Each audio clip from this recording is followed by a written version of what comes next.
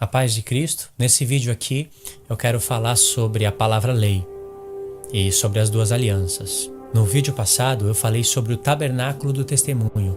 É através desse estudo, desse entendimento, que você vai poder compreender muito bem sobre as duas alianças, sobre a palavra lei, a qual eu vou falar nesse estudo.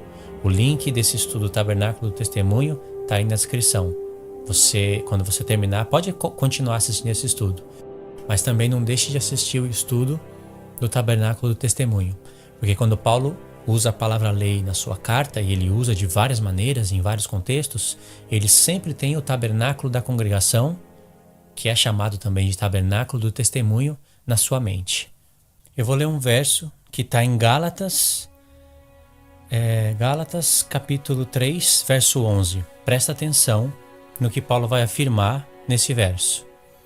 É evidente que pela lei ninguém será justificado diante de Deus, porque o justo viverá da fé. Aqui Paulo afirma que ninguém vai ser justificado diante de Deus pela lei, porque ele fala que estava escrito em Abacuque que o justo viverá pela fé. Agora, eu quero que você preste atenção em Romanos, capítulo 2, verso 11. Porque para com Deus não há acepção de pessoas, porque todos os que sem lei pecaram, sem lei também perecerão, e todos os que sob a lei pecaram, pela lei serão julgados. Porque os que ouvem a lei não são justos diante de Deus. Presta atenção. Mas os que praticam a lei hão de ser justificados. Em Romanos, a primeira vez que Paulo fala de justificação, ele fala que é pela prática da lei. Em Gálatas, capítulo 3, lá no verso 11 e 12, ele fala que é evidente que pela lei ninguém será justificado diante de Deus. Você dá para perceber aí, sem fazer muito esforço, que tem algo por detrás disso, né? Uma hora Paulo está falando que a justificação é pela prática da lei, e outra hora Paulo está falando que pela lei ninguém será justificado diante de Deus. Ele fala, isso é evidente.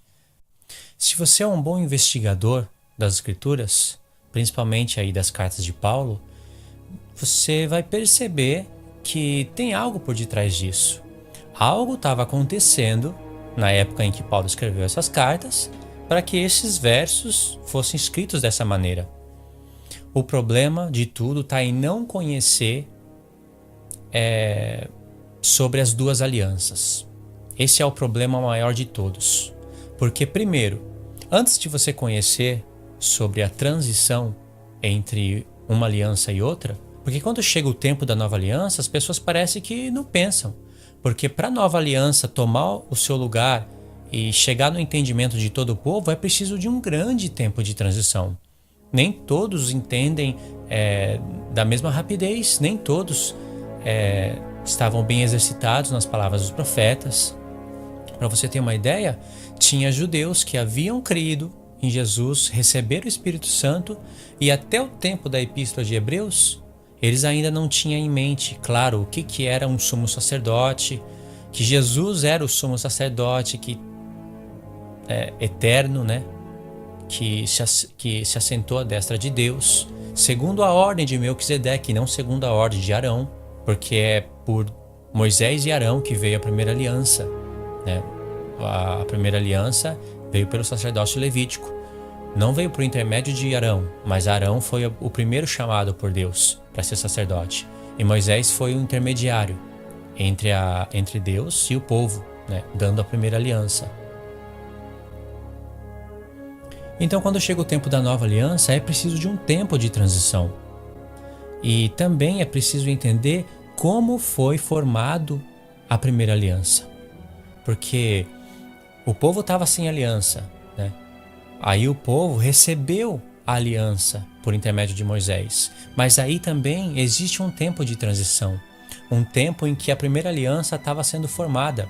Porque a primeira aliança não foi formada de uma vez só, como muitos pensam. A primeira aliança ela foi tendo acréscimos.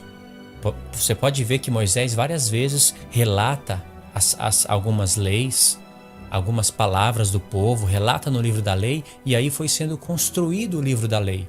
De maneira que o livro da lei, conhecido como Pentateuco, ele forma, né, um plano completo da lei de Deus.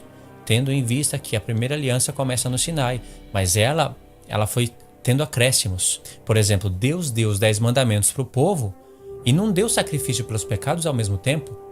Isso daí já é um outro capítulo da primeira aliança. Isso já é acréscimos. E isso está escrito na palavra de Deus. Está escrito e é isso que nós vamos estudar. Agora, como eu li no começo do vídeo, esses 2 versos do apóstolo Paulo, parece que eles estão se trombando um com o outro, mas eles não estão. Muitos pegam somente Gálatas 3 e agarram esse verso e abraçam ele, como se esse verso fosse a parte da Escritura e Romanos 2 não fosse parte da Escritura. Porque Gálatas 3 fala que é evidente que pela lei ninguém será justificado diante de Deus. Mas em Romanos, Paulo fala que a justificação vem pela prática da lei. É o mesmo Paulo que em Romanos 3 vai falar de justificação pela graça. Romanos 5, ele vai falar de justificação pela fé, justificação pelo sangue, pelo nome do Senhor Jesus. Eu queria ler aí todos esses versos, mas eu vou resumir um pouco, o máximo que der para resumir do vídeo, eu vou resumir, porque já vai ficar grande. Você vai ver Paulo falando de justificação pelo sangue, e aí, né, muitos aceitam. Justificação pela graça, ok, né, todos aceitam. Justificação pela fé, esse daí também é bem-vindo. Mas justificação pela prática da lei, em Romanos 2, esse daí o pessoal não quer saber desse verso. E outra, quando eu falo esse verso mostro esse verso para alguns, eles vêm com um monte de verso do próprio apóstolo Paulo, falando que a justificação não é pela lei, é pela fé, mas eles não explicam o texto de Romanos 2. E não é somente em Romanos 2 que Paulo fala de justificação pela prática da lei. Jesus fala isso em vários textos. Eu também tenho falado disso nos meus vídeos que estão no canal aí, tenho mostrado vários textos que a pessoa tem que praticar a lei de Deus para ser justificada.